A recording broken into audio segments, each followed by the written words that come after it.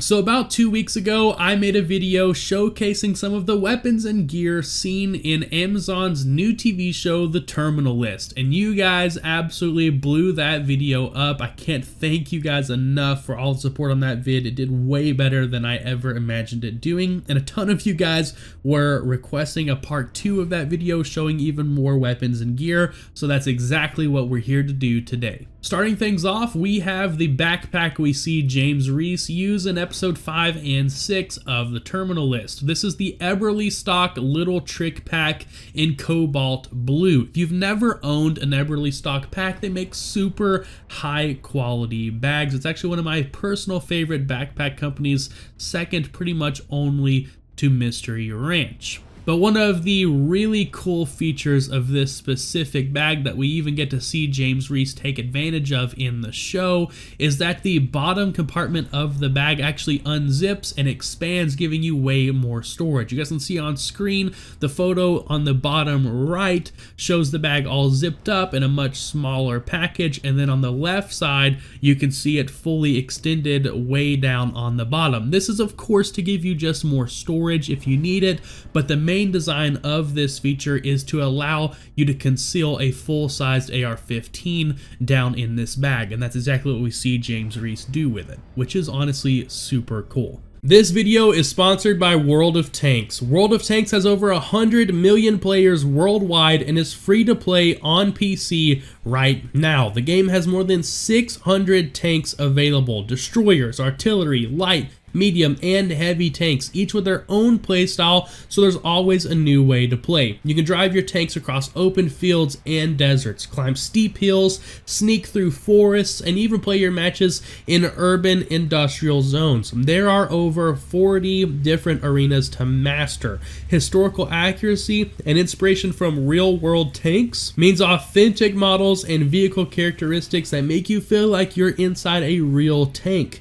You can earn experience, modify, and upgrade your tanks to best fit your playstyle. Create your perfect steel beast ready for any challenge. You guys can download World of Tanks right now for free using the top link in the description of this video, and as a free gift to you guys from the lovely people at World of Tanks, you can use the code TANKMANIA when you first load up the game to get for free a 7-day premium account, 250,000 credits, the tier 5 premium tank Excelsior, and 3 rental tanks good for 10 battles each: a tier 6 Tiger 131, a tier 6 Cromwell B, and a tier 6 T-34-85M tank. I will also have the World of Tanks Amazon store page linked in the description below, where you guys can pick up some new World of Tanks merch. Huge thank you to the people at World of Tanks for supporting the channel and making videos like this possible. You guys rock. Next up, we have what I'm sure a lot of you guys have been waiting for, and that is the kit James Reese uses in episode 4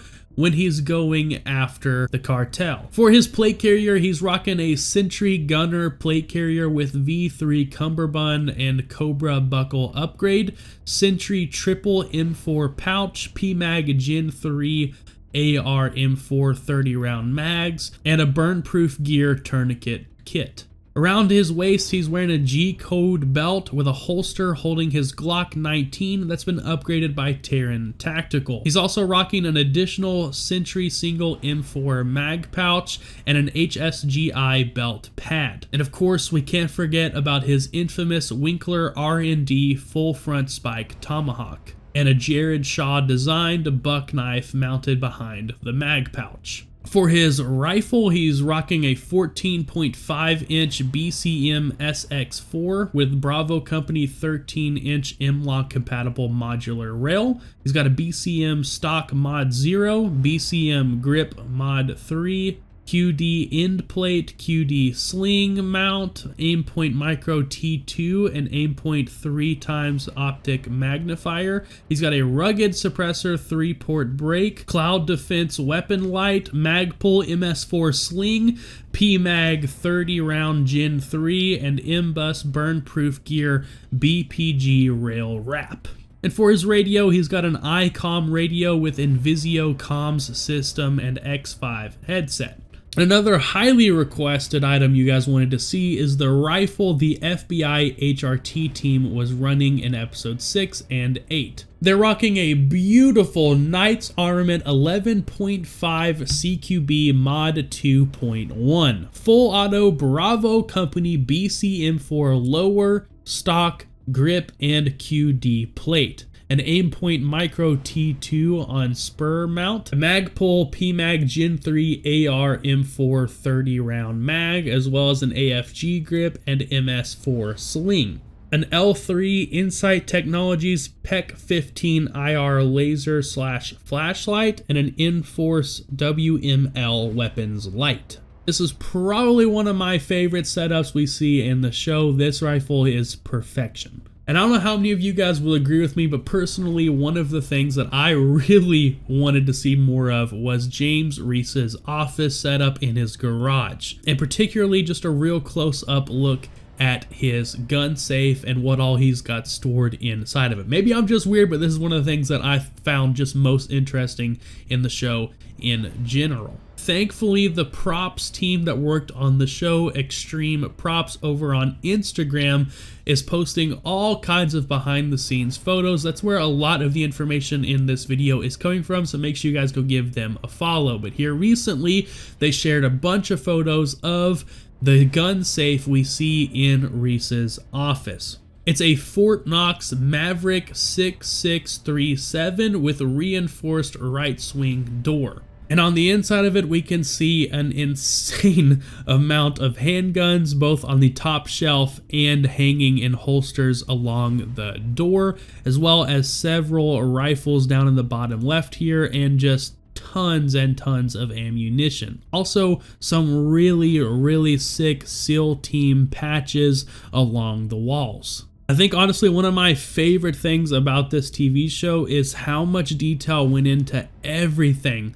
Like, someone went as far as to place stickers and patches all on and in his gun safe. And it just adds so much detail to the show, and I absolutely freaking love it. And I love that they just casually slip in the Jack Carr logo with the two Winkler Tomahawks crossed just all over the office here. It's so freaking cool. Moving on though, next up we have the Barrett 50 cal we see Ben Edwards use in episode 8. The gun is a Barrett Firearms M82A1 with a Vortex Optics Razor HD Gen 2 4.5 27x56 and a Geisley mount. And it's just an absolute behemoth of a weapon. And for any of you archers out there who may be interested in the bow we see sitting in multiple different places in James Reese's office during the show, this bow is a 75-pound heavy-hitting PSE NTN and was built for him by Knock On for some hardcore backcountry hunts. It launches a 530 grain arrow and is dialed in to shoot dimes to 100 yards. The sight on it is a Spot Hog NE edition, and the release was a Knock On Knock to it. I do wish we could have seen more of this bow in the show. It would have been amazing to see him cross somebody off the list using it, but unfortunately it stayed in his office throughout the show. And last but certainly not least, we have a close look at the backpack Reese steals from the FBI HRT breacher. He used a First Spear ECP pack as his breacher's pack, and inside was C4 detonator cord, shock tube, Pandora firing device, blasting caps, OD Red Devils, blasting cap detonator cord connectors, and flex linear charges. Almost none of that meant anything to me, but it is honestly super cool to get a closer look at what an actual breacher's pack would look like. But with that being said, guys, that's going to be the end of the video. Thank you so much for checking it out. I hope you enjoyed. Once again, a huge thank you to my friends over at World of Tanks for sponsoring this video. Make sure you guys go click on the link down in the description and try out World of Tanks for yourself. And don't forget to use code TANKMANIA for a ton of free items. But I hope you guys will have a fantastic rest of your day, and I will talk to you guys later.